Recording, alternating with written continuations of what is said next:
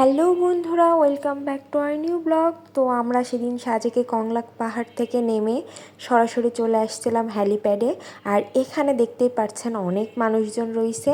তার কারণ হচ্ছে এখানে দাঁড়িয়ে আপনি সাজেকের দুই রকমের ভিউ এনজয় করতে পারবেন। এক সাইডে বাংলাদেশ ভিউ এবং আরেক সাইডে মিজোরাম ভিউ।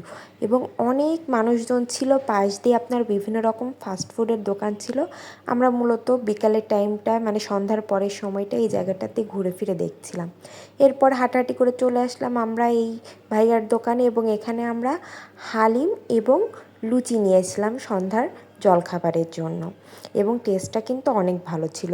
এরপরে আমরা চলে আসলাম রাতের ডিনার করার জন্য মনটানা রেস্টুরেন্টে। এটা কিন্তু সাজেকের ওয়ান অফ দ্য বেস্ট একটা রেস্টুরেন্ট।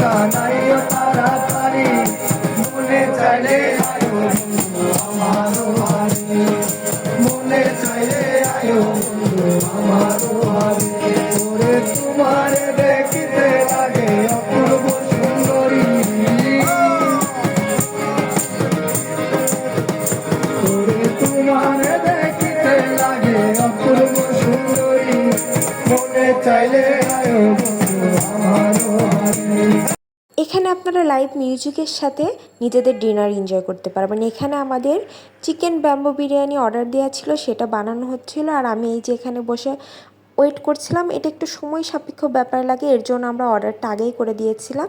আর এখানে বসে আমরা খাবারের জন্য ওয়েট করছিলাম, কারণ তখন আমাদের খাবার অলরেডি তৈরি হয়ে গেছিলো। আর আমি তো খুব এক্সাইটেড ছিলাম, ফার্স্ট টাইম ট্রাই করব তাই।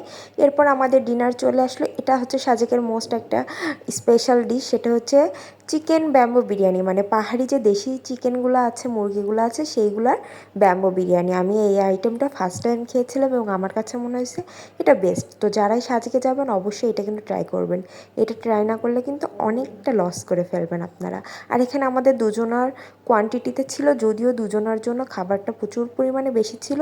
আর এটার টেস্ট সেটা তো আমি আপনাদেরকে জাস্ট মানে ট্রাই করার পরেই বলবো। দেখতেই পারছেন অলরেডি গরম গরম ধোয়া উঠছে আমার খাবার দিয়ে। আমি আর কোনো দিকে না তাকিয়ে এক বাইট মুখে দেওয়ার পরে আমার মনে হয়েছে যে এরকম টাইপের খাবার আমি কখনো খাইনি। মানে অসাধারণ, একদম রিয়েলভাবে বলতেছি। যদিও এই রেস্টুরেন্টটা সাজেক ট্র্যাজেডির কারণে আপনার পুড়ে গেছে, আমার অনেক খারাপ লাগছে। তবে আমি চাই ভাইয়েরা আবার ঘুরে দাঁড়াক।